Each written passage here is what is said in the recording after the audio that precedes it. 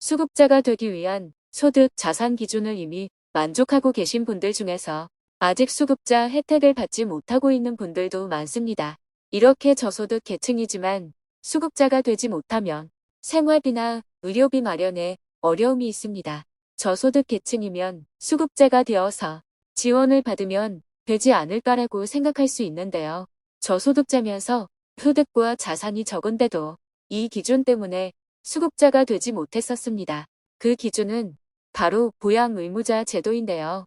이런 분들은 지원금이 없어서 서일거리라도 해야 생활비를 충당할 수 있었고 자녀에게 용돈을 받아서 생활해 나가는 분들도 계실 거예요. 하지만 이제는 지원금을 받을 수 있게 되었는데요. 앞으로 지원 기준이 어떻게 달라지는지 그리고 얼마나 지원받을 수 있는지 알아보겠습니다. 그 전에 구독과 좋아요 눌러주세요.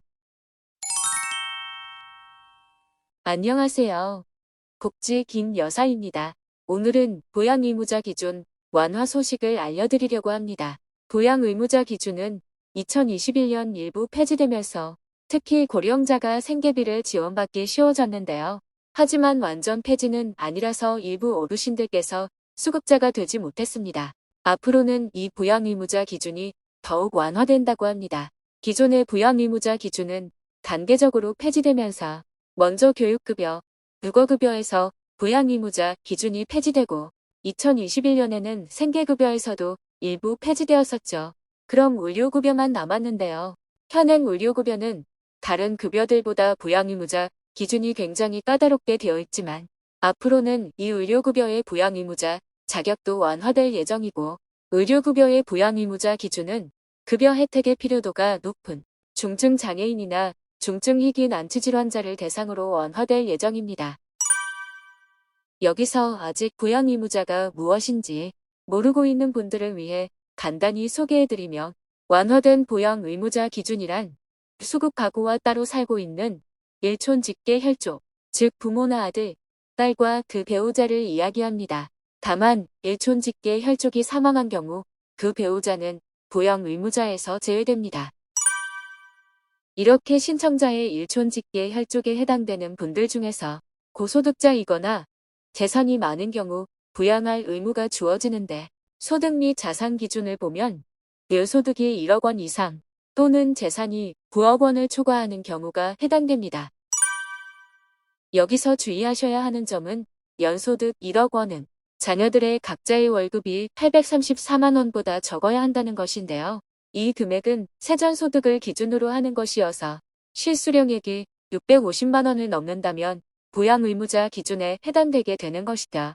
그리고 이 소득 기준은 부양의무자 가구를 기준으로 해서 자녀와 그 배우자의 소득을 합산해도 넘으면 안 됩니다.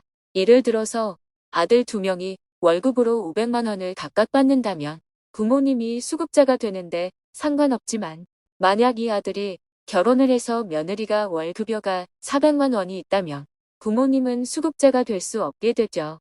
그럼 자산의 경우는 어떨까요? 재산의 경우 금융재산과 자동차 재산을 뺀 금액이 9억 원을 넘지 않는다면 괜찮은데요. 여기서 금융재산은 예금이나 적금, 주식, 펀드 등을 말하는데 그러니까 통장에 돈이 아무리 많아도 상관없다는 것이죠. 그리고 부채나 공제 항목도 적용되지 않아서 주의할 필요가 있습니다.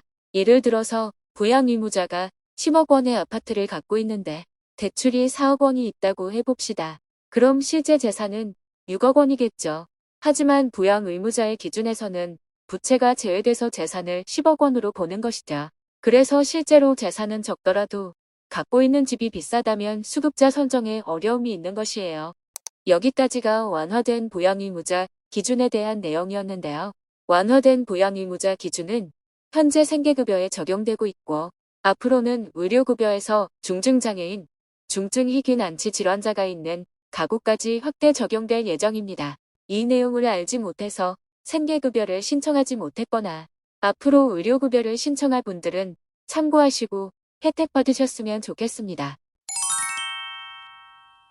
오늘은 부양의무자 기준 완화 소식을 간단히 알려드렸는데요. 기존 부양의무자 기준까지는 정보가 너무 광범위해서 간단하게만 소개해드렸습니다. 앞으로도 더욱 좋은 정보를 전달해 드릴 수 있도록 더욱 노력하겠습니다.